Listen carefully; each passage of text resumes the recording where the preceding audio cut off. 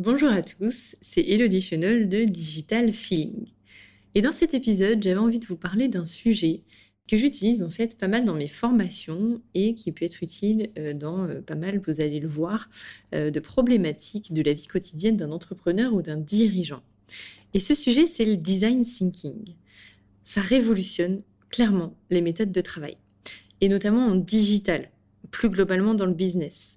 Cette méthode originale, elle vous permettra de réfléchir aux problèmes différemment, de trouver des solutions innovantes et de développer la créativité de votre entreprise tout en mettant au centre de votre réflexion le client. Le design thinking s'applique aussi bien aux startups qu'aux TPE, qu'aux PME, car il est nécessaire de travailler avec une équipe pour mettre en place cette méthodologie et avoir des échanges enrichissants. Si vous êtes entrepreneur indépendant ou freelance, ne vous inquiétez pas, rien ne vous empêche de reprendre les piliers du design thinking et de les appliquer pour votre problématique. Le design thinking, c'est un peu comme une petite graine qu'on plante qui grandit en fonction des besoins des clients identifiés et des solutions apportées. La petite graine devient ensuite un arbre avec plusieurs branches qu'il faut tester pour trouver les meilleures solutions pour le client. Avant de se lancer plus dans le détail du design thinking, un petit retour en arrière sur son histoire. Il existe depuis les années 50 aux États-Unis avec l'invention du brainstorming qui permet à une équipe de réfléchir ensemble en évoquant plusieurs idées pour développer la créativité. Petit à petit, l'approche du design thinking prend forme. Elle sera largement déployée par l'université de Stanford dans les années 60. Mais ce qui va booster cette méthodologie, c'est Tim Brown et David Kelley de l'agence IDEO qui en 1992 vont mettre au point une méthodologie de résolution de problèmes. C'est la première phase de mise en application du design thinking. Alors en quoi consiste cette méthodologie ? Cette méthodologie est composée de 5 étapes. L'empathie, l'analyse, l'idéation, les prototypes et les tests. Dans le détail des étapes, l'empathie va être la recherche des besoins des consommateurs. C'est la première phase du design thinking. Elle a pour but de se mettre à la place du consommateur et d'essayer de comprendre ses besoins. Il faut donc rencontrer les consommateurs, les interroger pour connaître leur mode de vie, leurs pensées, leurs sentiments et leurs avis. Une fois ces informations récoltées, la deuxième étape, c'est l'analyse. Nous allons statuer sur les besoins des utilisateurs et les problèmes relevés. Cette étape a pour but de recadrer le problème, en accumulant un maximum d'informations de la phase en amont d'empathie. Vous analysez vos observations et les synthétisez pour définir le problème majeur que vous et vos équipes avez identifié. Il faut toujours être centré sur le client lors de cette étape. Ensuite, troisième étape, l'idéation. L'idéation, c'est challenger les idées reçues et créer de nouvelles idées. Vous êtes en mesure de générer un maximum d'idées pour résoudre les problèmes relevés lors de la phase précédente. Vous pouvez donc commencer à réfléchir outside the box, comme on dit, et trouver des façons différentes de regarder les problèmes. C'est le moment d'identifier des solutions innovantes et alternatives aux problèmes relevés. Et la question à se poser commence toujours par « Comment pourrions-nous » ? Ensuite, c'est l'étape du prototype. On va commencer à créer des solutions. C'est une phase d'expérimentation dont l'objectif est d'identifier les meilleures solutions aux problèmes relevés. Et pour cela, l'équipe désignée va produire un certain nombre de prototypes, ne nécessitant pas d'investissement financier. Ce sont des prototypes ou des améliorations du produit pour tester les solutions proposées dans la phase précédente.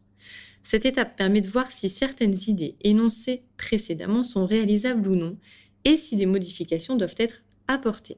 Par exemple, en termes de prototype, si vous partez sur un nouveau vélo avec un nouveau panier, vous n'êtes pas obligé de créer un vélo à partir de zéro, mais vous pouvez créer un panier avec du carton. Et ça vous donnera des idées ensuite quand vous irez les tester, ce qui sera notre dernière étape, si votre prototype fonctionne ou pas.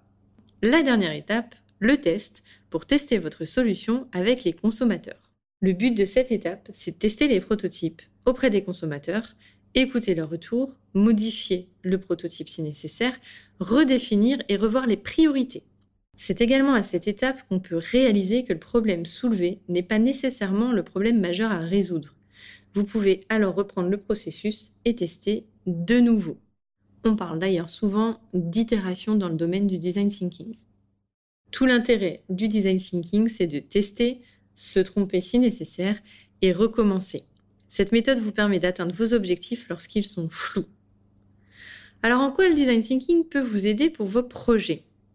Eh bien, si vous avez lancé votre entreprise et que vous voulez faire décoller votre activité, vous avez peut-être bien défini votre stratégie et les axes sur lesquels vous allez investir votre temps, mais qu'en est-il de votre stratégie digitale ?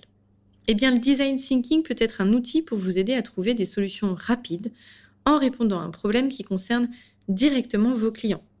Il vous permettra également de mieux connaître vos personas, de les comprendre grâce à l'empathie et de mieux définir leurs besoins grâce aux interviews que vous aurez réalisées.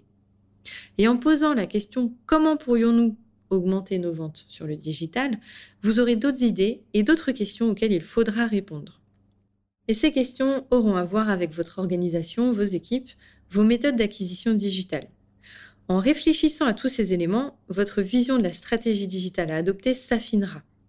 Plusieurs prototypes seront alors à tester. Prenons l'exemple d'une méthode d'acquisition pour toucher vos prospects, les Facebook Ads. Il faut vous laisser un peu de temps pour tester. En parallèle, vous pourrez tester un autre levier. C'est ce qu'on appelle l'A/B testing. Vous testez l'option A, vous analysez les résultats, vous testez l'option B, vous analysez les résultats et vous tirez des conclusions des meilleurs résultats obtenus en fonction des mesures qu'on appelle KPI que vous aviez définies en amont. L'A/B testing pour tester 2 solutions en même temps. Ça ne fonctionne pas, ou du moins pas comme vous le souhaiteriez. Il ne faut pas arrêter à une ou 2 options, mais tester encore une nouvelle option. Et en avançant pas à pas, vous apprendrez énormément. C'est aussi le principe fondamental du digital. Il n'y a pas de recette magique. En revanche, il existe un bon nombre de pratiques à appliquer qui peuvent vous aider à trouver ce qui fonctionnera pour vous. Alors, quels sont les avantages du design thinking ? Eh bien, les entreprises qui utilisent cette méthode seront plus créatives et auront de l'avance sur les sociétés concurrentes grâce à leur capacité à innover. Si vous avez une entreprise avec différents services, le design thinking vous permettra de créer des liens entre ces différents services. Cette méthode implique aussi de réfléchir vite, de chercher de nouvelles idées, de penser différemment, de prendre des décisions et de tester de nouvelles solutions dans un temps très court, souvent sur une semaine. Parfois, de réajuster certains paramètres et même de se tromper. Et cette méthode de travail est tellement efficace et innovante que les entreprises comme Facebook, Google ou Amazon l'utilisent régulièrement. En mettant le client au centre des réflexions, votre entreprise devient alors plus empathique et plus à l'écoute de ses clients, donc en phase avec eux. Il est donc indispensable d'utiliser le design thinking dans votre entreprise. Let's talk digital. Et je vais vous raconter une petite anecdote. Dans un hôpital aux États-Unis, ils avaient un souci pour faire passer des IRM aux enfants. Le souci était que l'enfant était apeuré et qu'il y avait besoin de le calmer avant de le mettre dans l'IRM. La solution qu'ils avaient trouvée, c'était de leur donner des calmants. Sauf que pour les enfants, c'est pas terrible. Et donc, ils ont mis en place un séminaire de design thinking avec toutes leurs équipes et ils sont arrivés à l'aboutissement d'une décoration de la salle d'IRM comme si c'était un parc pour enfants avec des ours, un univers vraiment kid-friendly. Ça a permis de réduire de 80% l'angoisse des enfants de passer ce fameux examen, ce fameux IRM. Avec parfois du jus de cerveau, une méthode, on peut arriver à des résultats surprenants mais surtout à des résultats efficaces.